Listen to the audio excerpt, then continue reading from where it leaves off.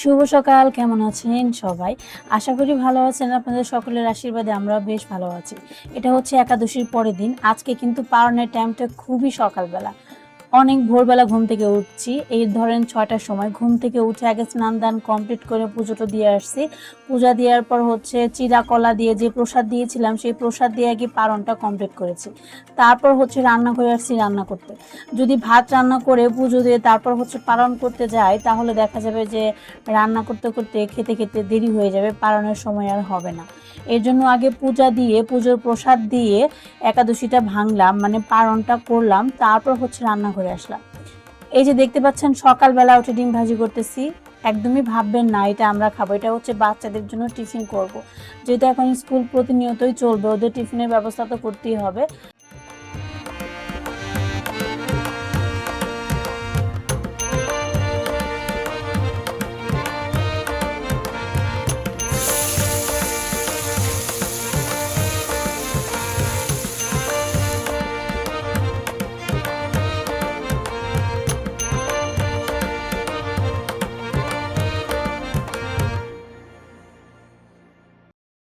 আগের দিন ওদেরকে টিফিনে দিয়েছিলাম ডিম ভাজি আর হচ্ছে আলু ভাজি। সেই টিফিনের কথা সারামণি বাসায় এসে খুবই প্রশংসা করলো। তাই ভাবলাম আজকে যেহেতু রান্না বান্নার চাপ একটু বেশি, তাই আজকে এইটাই করে দেই। এই টিফিনটা করতে অনেক বেশি কম সময় লাগে। তো এখানে টিফিনটা রেডি করে ওদেরকে দায়িত্ব দিয়েছি টিফিন আর হচ্ছে জল ব্যাগে ভরার। তো সারা হচ্ছে মোটামুটি একটু টুকটাক কাজকর্ম করতে পারে। ঈশান বাবুর অবস্থা তো আপনারা জানেনই। আবার কয়েকদিন যাবৎ দুজনে মিলে আমার কাছে বায়না করতেছে বিরিয়ানি খাবে। তো আজকে হচ্ছে আপনাদের সাথে খুবই ভালো এবং মজার একটা রেসিপি শেয়ার করব, এবং খুবই সহজ একটা রেসিপি, যেটা ঠিক বিরিয়ানি না, এটা হচ্ছে বলে চিকেন পোলাও। এর আগে একবার আপনাদের সাথে শেয়ার করেছিলাম, জানি না আপনারা খেয়েছেন কিনা। যদি না খেয়ে থাকেন তাহলে অবশ্যই একবার খেয়ে দেখবেন। আশা করছি আপনারা যদি একবার এটা খান তাহলে চিকেন বিরিয়ানির কথা ভুলে যাবেন, এতটা টেস্টি হয়। তো আজকে সুন্দরভাবে আমি রেসিপিটা শেয়ার করব। তো এইদিকে হচ্ছে ওদেরকে স্কুলে দিয়ে আসা হয়ে গেছে, এখন আমরা দুজন মিলে খেতে বসছি। আজকে আর সিদ্ধ ভাত করিনি, সিদ্ধ ভাত খেতে ইচ্ছা করলো না।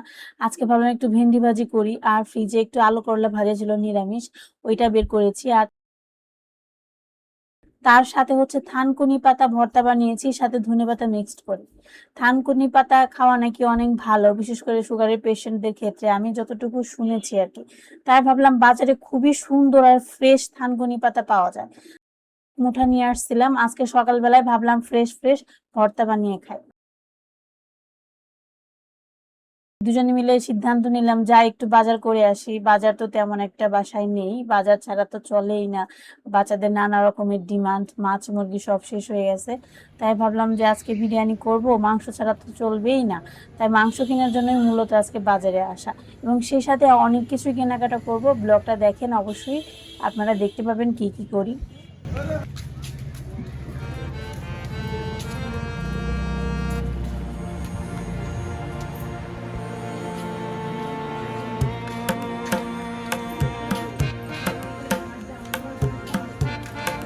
কি এত রয়েছে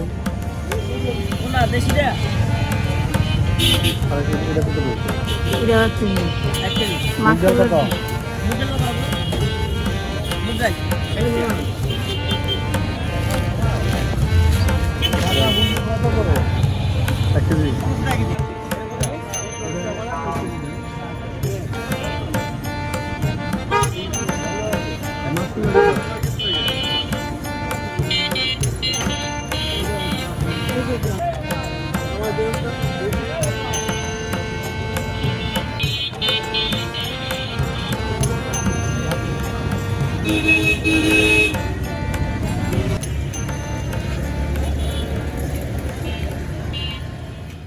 এই যে মাত্র বাজার থেকে আসা হলো, ঈশান বাবুকে নিয়ে আসা হয়েছে।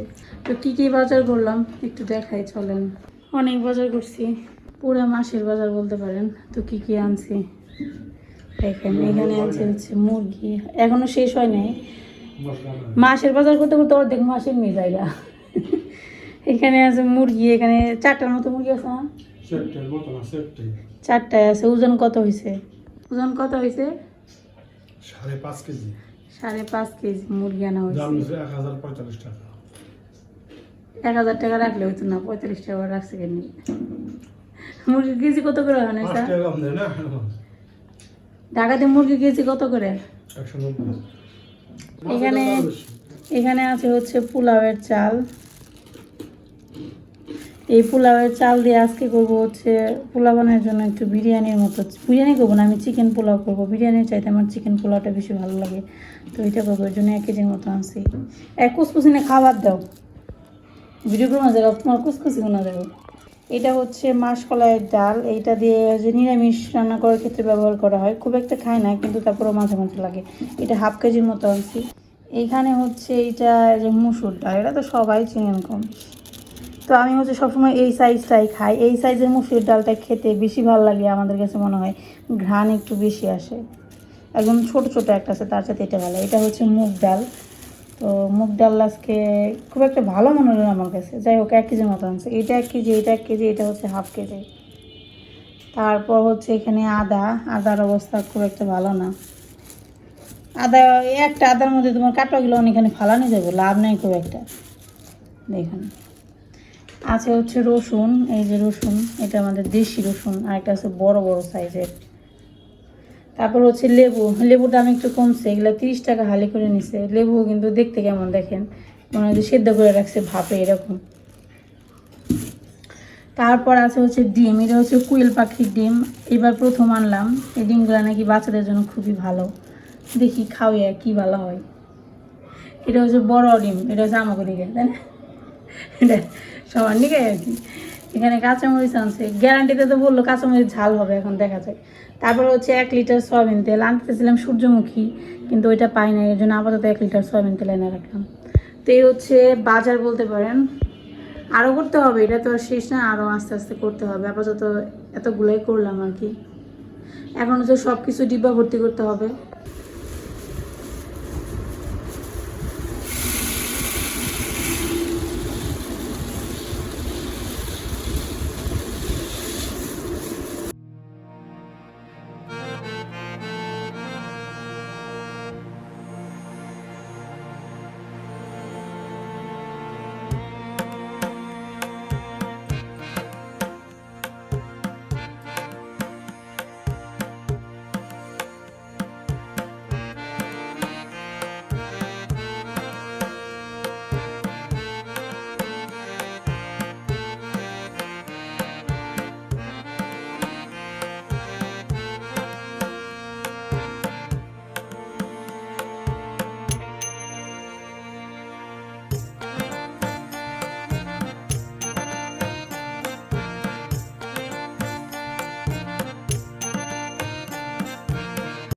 তো এইবার চলেন সেই মহা টেস্টি রেসিপিটা আপনাদের সাথে শেয়ার করি। প্রথমে হচ্ছে চিকেনগুলো একটু মিডিয়াম সাইজ করে কেটে নেবেন। তারপর হচ্ছে একটা বড় পাত্র নিয়েছি, এরপর চিকেনটা একটা পাত্রে ঢাললাম। তারপর হচ্ছে এখানে কিছু মশলাপাতি ব্যবহার করলাম। তো কি কি মশলা দিলাম সেটা বলি। দিয়েছি হচ্ছে সব রকমের মশলা, জিরে, তারপর হচ্ছে মিষ্টি সজ, তেজপাতা, গোলমরিচ, লবঙ্গ, সবুজ এলাচ, কালো এলাচ। তারপর হচ্ছে ধনিয়া দিয়েছি, ধনিয়াটা একটু হালকা ক্রাশ করে দিয়েছি, মানে হচ্ছে ছেঁচুনি দিয়ে একটু থেতো করে দিয়েছি যাতে ফ্লেভারটা ভালো আসে। তারপর দিয়েছি কাঁচামরিচ থেতো করে, পেঁয়াজ কুচি, এরপর হচ্ছে আদা থেতো করে দিয়েছি, আর হচ্ছে রসুন থেতো করে দিয়েছি। এই হচ্ছে মশলা। তারপর হচ্ছে পরিমাণ মতো জল দিয়ে এইটা মাংসটাকে আর কি সেদ্ধ করে নিয়ে একটা ঝোল টাইপের বানিয়ে নিতে হবে, যেটা হচ্ছে এই রেসিপির মূল উপকরণ। তারপর হচ্ছে পাত্রটা আবার ধুয়ে পরিমাণ মতো তেল দিয়ে, তেলের সাথে অবশ্যই ঘি অ্যাড করবেন। তারপর হচ্ছে এখানে একটু বড় সাইজের 2টা পেঁয়াজ কুচি সুন্দর করে ব্রাউন কালার করে ভেজে নিতে হবে। দেখেন এই যে ব্রাউন কালার হয়ে গেছে। এই পর্যায়ে এসে হচ্ছে আমি যে চিকেন আর আলুটা উঠিয়ে রেখেছিলাম সেইটা হচ্ছে এর মধ্যে দিয়ে দিলাম। অবশ্যই হচ্ছে চিকেন সেদ্ধ করা জলটা একটু ছেঁকে নেবেন, তা না হলে মশলাগুলো দাঁতে বাজলে, মানে খাওয়ার সময় দাঁতে পড়লে আর ভালো লাগবে না। তারপর আর কি এখানে টমেটো দিলাম, একটা বড় সাইজের টমেটো কুচি করে দিলাম। দিলাম হচ্ছে কাঁচামরিচ থেতো করে, তারপর হচ্ছে রসুন থেতো করে দিলাম। এখানে কিন্তু আদা দিতে হবে না, শুধু রসুনই থেতো করে দিতে হবে। এখন হচ্ছে এই পেঁয়াজের সাথে মাংস সাথে যে মশলাগুলো দিয়েছি এটা হচ্ছে 5 মিনিটের মতো হালকা করে ভেজে নেব, বেশি ভাজার দরকার নেই।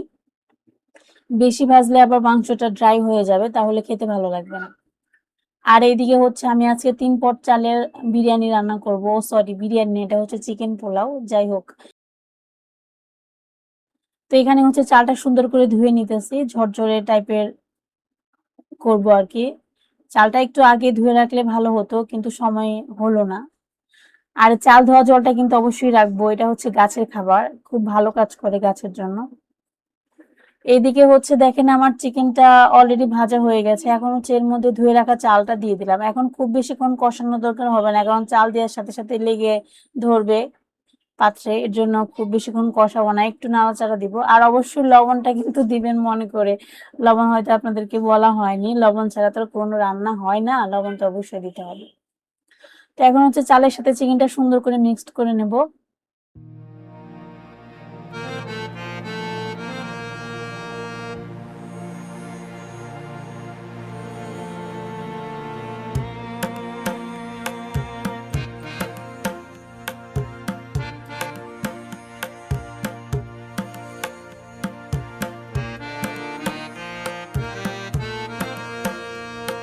মাংস সেদ্ধ করার যে জলটা ছিল সেটা এই পর্যায়ে ঢেলে দিলাম। আর হচ্ছে এখানে অবশ্যই 1 চামচের মতো গোলমরিচ গুঁড়া আর হচ্ছে 2 চামচের মতো গরম মশলা গুঁড়া ব্যবহার করবেন। এই হচ্ছে শেষ মশলা, আর কোনো মশলাই লাগবে না। মনে করেন যে রান্না মোটামুটি কমপ্লিট।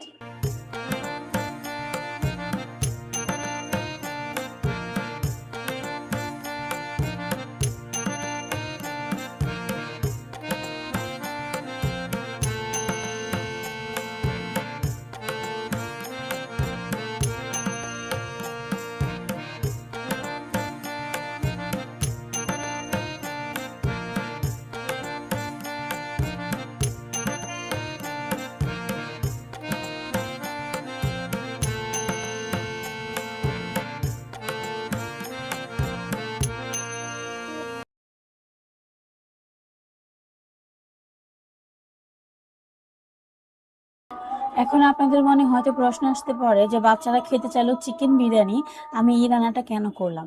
আপনারা একবার খেয়ে দেখবেন রেসিপিটা ফলো করে, তাহলে আপনারা বুঝতে পারবেন যে চিকেন বিরিয়ানির চাইতে এই রান্নাটা বেশি সহজ কিনা আর খেতে বেশি টেস্টি কিনা।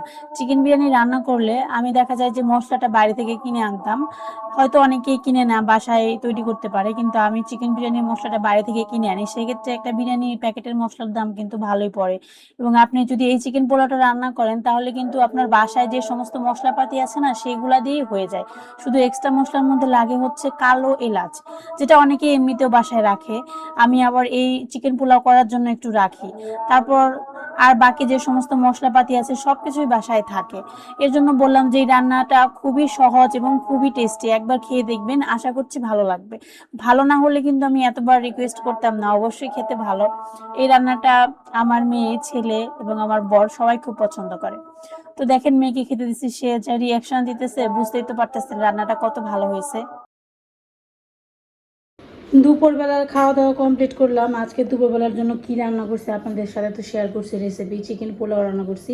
আজকে অনেকগুলো মুরগি আনা হয়েছিল, 4টা আনা হয়েছিল, অনেকগুলো বলতে। তো 4টা মুরগি তো একদিনে রান্না করা যায় না, একটু স্টোর করে রাখার জন্য আনছি। এখানে চিকেন ফ্রাইয়ের জন্য মশলা দিয়ে ম্যারিনেট করে রাখছি, দেখেন 2 প্লেটের মতো হয়েছে।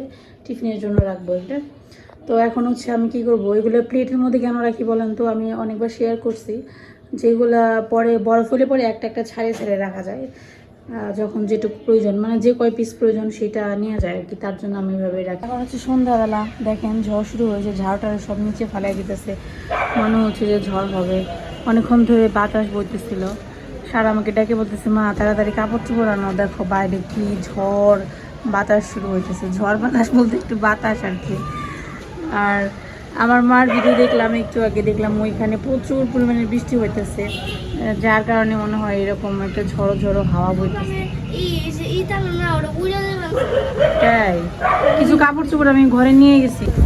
দেখেন কেমন ঝড় শুরু হয়েছে, বাবারে বাবা। সত্যি তো, আমি তো আসি নাই, আমি তো কম্পিউটারে কাজ করতেছিলাম। দেখেন কি পরিমাণ ঝড় শুরু হয়েছে, দেখছেন? দোকানে জাস্ট এইগুলা ব্যানারগুলো দেখেন কিরকম উঠতেছে, তার মানে যে কি পরিমাণ ঝড় হইতেছে। মনে হয় বৃষ্টি আসবো। এখানে একটা কুকুর অনেকক্ষণ ধরে ঘেউ ঘেউ করতেছে রে, ও ভাবতেছে যে ঝড় আসবো। একটা পলিথিন দিয়ে কুইটা কুই নিয়ে যাইতেছে।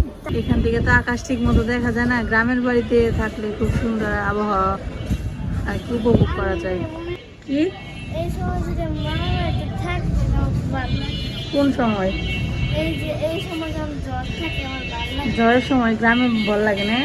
গ্রামে সবসময় ভালো লাগে ঝড় বৃষ্টির সিজনে, মানে বৃষ্টির সময় বৃষ্টির একটা সৌন্দর্য, শব্দ, টিনের চালে একটা অন্যরকম শব্দ হয় বৃষ্টির শব্দ, যেটা বিল্ডিং এর ভেতর বসে বসে শোনা যায় না। মাঝে মাঝে মন চায় আসলে ঢাকা ছেড়ে গ্রামে চলে যায়, ভালো লাগে না। সত্যি কথা বলতে সুযোগ সুবিধার জন্য না, হয়তো দেশে মানে গ্রামের বাড়িতে সুযোগ সুবিধা কম, কিন্তু আসলে গ্রামে থাকার একটা অন্যরকম শান্তি আছে, যেটা শহরে এই 4 তলা বলেন 5 তলা বলেন অট্টালিকায় বসে পাওয়া যায় না। সত্যি অন্যরকম একটা শান্তি গ্রামের বাড়িতে, তাই না? সারা সারা এখন একদম একটু একটু বুঝতেছে সারার কেন ভালো লাগে, সারার মামা বাড়িতে যায় লেখাপড়া করতে হয় না, কাল খেলতে পারে, তাইতে ভালো লাগে রে। কিন্তু এটা তো আর কোনো কারণ হইলো না। আমি একটু একটু আগে এসে না বারান্দায় না অনেকক্ষণ নাচানাচি করছি।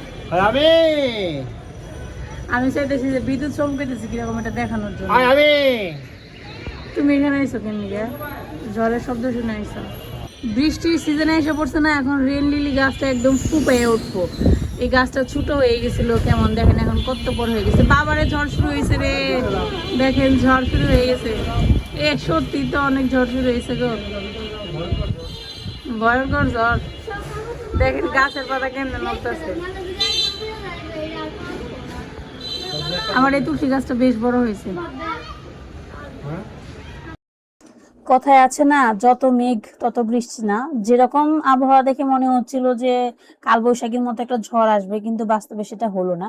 কতক্ষণ বাতাস বইলো, তারপর ঝড় বৃষ্টির সব উধাও। এদিকে হচ্ছে একাদশীর দিন কিছু ফল আনা হয়েছিল, যেগুলা সেদিন শেষ হয়নি, একটু বাঙ্গি ছিল, সেই বাঙ্গিটা এখন কাটতে বসছি। তো বাঙ্গি ফলটা হচ্ছে এখন ঈশানার সাথে এত পছন্দ করে না, ওদেরকে কেটে দিলে খুবই মজা করে খায়। আজকে সন্ধ্যাবেলার খাবারটা শেষ করি, যেহেতু এখন নাস্তা বানাতে গেলে একটু সময় বেশি লাগবে, আর এদিকে আমার ভিডিও এডিটিং এর কাজ আছে, বাচ্চাদের পড়াশোনা বাকি আছে, এর জন্য ভাবলাম আজকে ফল দিয়েই নাস্তা করি। আর যেহেতু আজকে দুপুরবেলা খুব ভালো একটা খাবার খাওয়া হয়েছে, সব মিলে আজকের দিনটা খুব ভালো কাটলো। আশা করি আপনাদেরও আজকে ব্লগটা ভালো লেগেছে। ভালো থাকবেন সবাই, ধন্যবাদ সবাইকে, দেখা হবে পরবর্তী কোনো নতুন ভিডিওতে। টাটা সবাইকে।